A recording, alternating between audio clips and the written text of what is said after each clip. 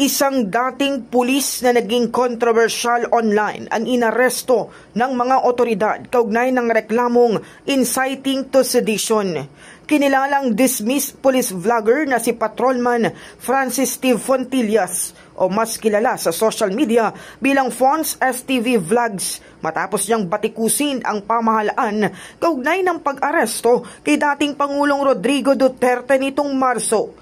Ayon sa Quezon City Police District, dinakip si Fontillas nitong Lunes ng hapon sa Commonwealth sa Quezon City sa bisa ng warrant of arrest mula sa Quezon City Regional Trial Court.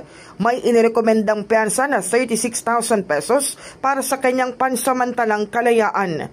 Nagugat ang kaso sa mga seditious statements na inilathala ni Fontillas noong Marso, kung saan binatikos niya ang pamahalaan at tagbanta sa Interpol habang nakasuot ng uniforme ng PNP.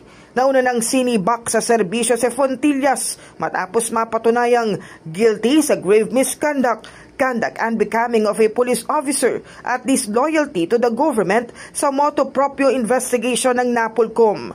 Bukod sa dismissal, pinatawan din siya ng perpetual disqualification sa pagpasok sa anumang posisyon sa gobyerno. Ayon naman kay PNP Chief General Nicolas Torre III, hindi sumasalamin sa kabuuang imahe ng PNP ang kaso ni Fontillas. Naniniwala rin siya na hindi na kailangang magbigay pa ng babala sa kanyang mga tauhan tungkol sa paglalabas ng kanilang mga opinyon lalo na sa social media dahil professional ang mga ito. I would like to think na si Fontillas is just a very, very small exception, an aberration to the organization.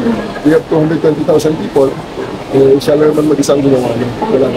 So, I don't think that he has any following in the field. Kaya no need to warn or whatever, to remind natin mga tauhan. Alam mo natin yan, professional ang PNP. In the heart of changing lives, ako si Brigada Kath Austria ng 105.1 Brigada News of Manila, the Music and News Authority.